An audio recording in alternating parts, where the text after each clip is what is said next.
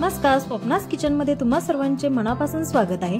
आज आपली या व्हिडिओमधील स्पेशल रेसिपी आहे ब्रेड पासून आपण स्वीट रेसिपी बनवणार आहे कमीत कमी खर्चामध्ये आणि झटपट तयार होणारी, म्हणजे जास्त वेळही आपल्याला बनवण्यासाठी लागत नाही ही रेसिपी।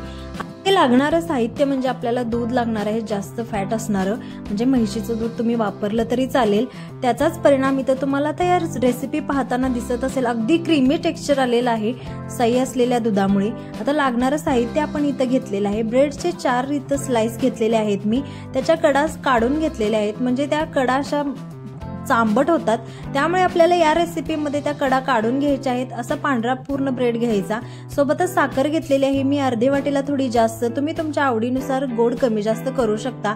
अर्धी वाटी मी इथं मिल्क पावडर घेतलेली आहे, दुधाची पावडर, आणि 2 चमचे इथं मी कॉर्न फ्लोअर घेतलेले आहे दूध घट्ट येण्यासाठी, आणि थोडेसे इथं मी ड्रायफ्रुट्स घेतलेले आहेत। 2 चमचे इथं मी तूप वापरणार आहे रेसिपीमध्ये, सोबतच 5 विलायची घेतलेले आहेत। आपल्याला याची पावडर बनवून घ्यायची आहे।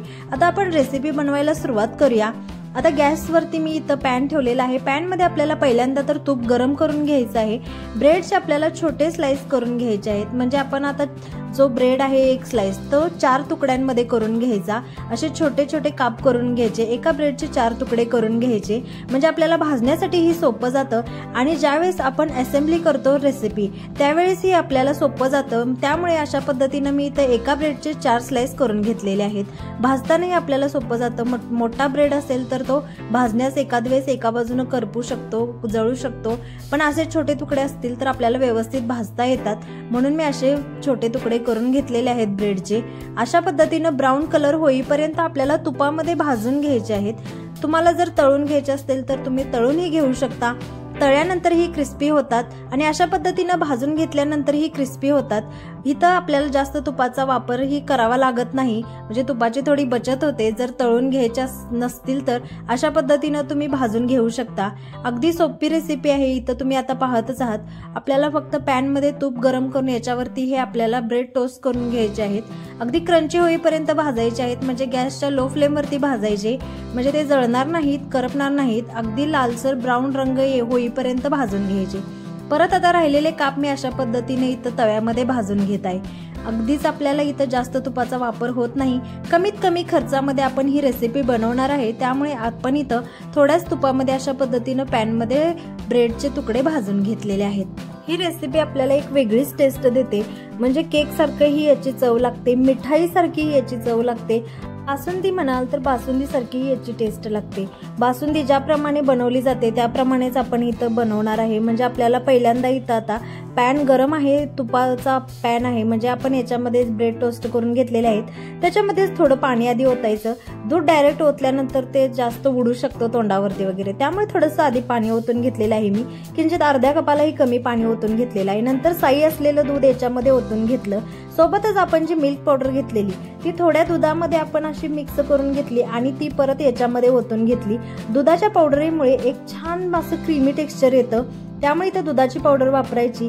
सोबतच आपण जो कॉर्न फ्लोअर घेतलेलं 2 चमचे तेही दुधामध्ये थोडंसं मिक्स करून अशा पद्धतीने आता मी याच्यामध्ये मिक्स केलेलं आहे। आता तुम्ही बघतच आहात, अगदी 5 ते 7 मिनिटात आपलं पटकन दूध असं घट्ट होतं। गॅसच्या लो फ्लेमवरती असं सतत हलवत राहायचं, कॉर्न फ्लोअर घातल्यानंतर पटकन दूध घट्ट होतं, त्यामुळे असं सतत हलवत राहायचं, म्हणजे दूध घट्ट होतं। आता इथं तुम्ही पाहतच आहात, थोडासा रंगही बदललेला आहे, घट्ट झालेला आहे दूध आणि थोडंसं पिवळसर रंग येत आहे, आपल्याला सेम बासुंदी सारखा याची टेस्ट लागते। आणि इथं तुम्ही बासुंदीची बर्फी म्हणाल तरीही चालेल, ब्रेड बासुंदीची बर्फी अतिशय सुंदर लागते चवीला।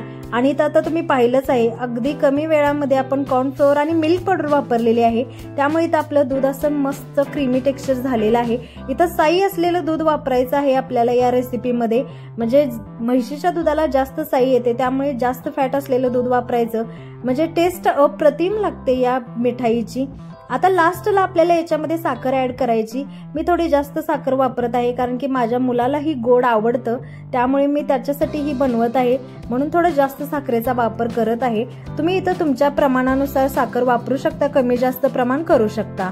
आता इथं मस्त आपली क्रीमी टेक्स्चरवाली अशी बासुंदी बनवून तयार झालेली आहे। वेलची पावडर ही मी याच्यामध्ये ऍड करून घेतलेली आहे। आता थोडं गरम असतानाच आपल्याला हे ब्रेड वरती ओतून घ्यायचं आहे मिश्रण। अशा पद्धतीने घट्ट असं मस्त क्रीमी टेक्स्चर झालेलं आहे। तुम्हाला आता पाहिल्यानंतर लक्षात आलंच असेल, सेम बासुंदी सारखं आहे आणि याच्यामध्ये आपण ड्रायफ्रुटचाही वापर करतो, त्यामुळे याची चव ही बासुंदी सारखी लागते। आता इथं मी एक प्लेट घेतलेली आहे, याच्यामध्ये आपण आता जे ब्रेडचे काप करून घेतलेले आहेत, जे आपण तुपावरती टोस्ट करून घेतलेले आहेत, भाजून घेतलेले आहेत, ते अशा पद्धतीने ठेवून घ्यायचे आणि याच्यावरती आपण जे आता बनवून घेतलेलं मिश्रण आहे बासुंदीचं दुधाचं, ते याच्यावरती आपल्याला ओतून घ्यायचं आहे। म्हणजे ते सोक होतं बासुंदीचं मिश्रण या ब्रेडमध्ये आणि ब्रेड असं मऊ सॉफ्ट होतात आणि मस्त अशी टेस्ट लागते। अगदी आपल्याला केकची ही टेस्ट येते त्याच्यामध्येच, बासुंदीची ही येते टेस्ट त्याच्यामध्येच, एक वेगळीच मिठाई बनवून तयार होते। आता तुम्ही इथं व्हिडिओमध्ये पाहतच आहात, मस्त असं क्रीमी घट्टसर अशी क्रीमी टेक्स्चरवाली आपली ती बासुंदी बनवून तयार झालेली आहे। अशा पद्धतीनं पहिल्यांदा एक थर घेतलेला, त्याच्यावरती आपण ते तयार केलेलं मिश्रण घातलेलं आहे। परत आपण याच्यावरती ब्रेडचे काप ठेवून घेतलेले आहेत आणि परत आपल्याला याच्यावरती दुधाचं मिश्रण अशा पद्धतीनं ओतून घ्यायचं आहे। असं घट्टसरच मिश्रण ठेवायचं, म्हणजे क्रीम सारखी टेस्ट येते आणि मुलांनाही खायला खूप आवडते। आता याच्यावरती आपण जे ड्रायफ्रुट्सचे काप घेतलेले आहेत ते अशा पद्धतीनं टाकून घ्यायचे, म्हणजे दिसायलाही खूप सुंदर दिसते आणि ड्रायफ्रुट्स हे हेल्दी असतातच, लहान मुलांना असे खाऊ वाटत नाहीत, तर अशा पद्धतीनं तुम्ही मिठाईमधून वगैरे अशा पद्धतीनं त्यांना खायला देऊ शकता। अशी मस्त झटपट होणारी रेसिपी तुम्हाला आवडली असल्यास या व्हिडिओला नक्की लाईक करा, शेअर करा आणि कमेंट करायलाही विसरू नका आणि अशाच रेसिपींसाठी चॅनलला नक्की सबस्क्राईब करा।